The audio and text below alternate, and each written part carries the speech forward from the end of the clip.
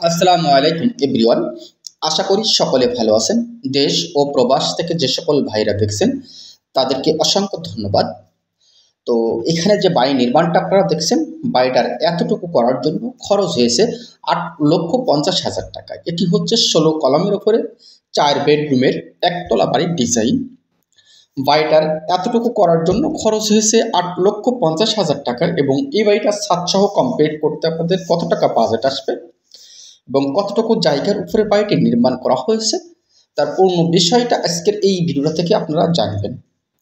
তো ভিডিওটি স্কিপ না করে শেষ পর্যন্ত দেখতে থাকেন, তাহলে অবশ্যই একটি বাড়ি বানাতে গেলে তার কি কি প্রয়োজন আর কোন কাজগুলো করলে আপনার সঠিকভাবে সঠিক বাড়িটা নির্মাণ করতে পারবেন তার পূর্ণ আইডিয়া ও তথ্য আজকের এই ভিডিও থেকে আপনারা পাবেন। দর্শক বন্ধুরা, বাড়িটা করার জন্য আমাদের দৈর্ঘ্যের দিকে জায়গার প্রয়োজন লেগেছে ৩৮ ফিট, প্রস্থের দিকে জায়গার প্রয়োজন লেগেছে ৩৬ ফিট ১০ ইঞ্চি। যদি আমরা স্কোয়ার ফিটে হিসাব করি তাহলে আসে ১৪০২ স্কোয়ার ফিট। এটা হচ্ছে সেন্টার টু সেন্টার। যদি আমরা শতকে হিসাব করি তাহলে আসে ৩২১ পয়েন্ট।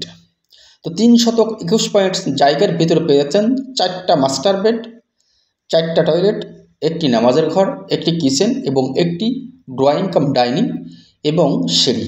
এটা হচ্ছে সামনের সাইডে পাচ্ছেন 2টা সুন্দর ইউনিক ব্যালকনি এবং একটি পোস্টের সামনে ইউনিক 2টা কলাম করা হয়েছে গোল। এখনও পোস্টের কাজ আমাদের এখনও কমপ্লিট করা হয়নি। কমপ্লিট করা হলে অবশ্যই ভিডিওটা আরেকবার দেবো ইনশাল্লাহ। তো তার আগে আসি যে আমরা কেন আরসিসি কলাম শেষ করে গাঁথনি না করে ছাদটা করছি, একটু যদি আমরা খেয়াল করি এবং এই গাঁথনি করে নিয়ে ছাদটা করলে আপনার উপকার হতো কি।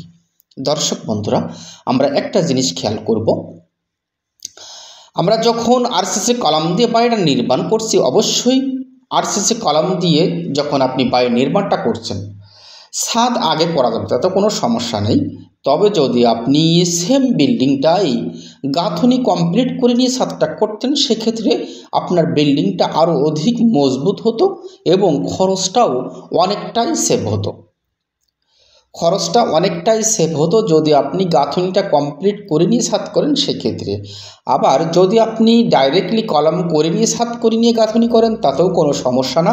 তবে সমস্যা একটা আছে, সেটা হচ্ছে আপনি যখন কলম করে ছাদটা ঢালাই করে নিচ্ছেন তারপরে যখন আপনি গাঁথনিগুলো করছেন তখন কি হচ্ছে, আপনার পুরা ওয়ালগুলা সম্পূর্ণ এড়া গাঁথনি থেকে যাচ্ছে।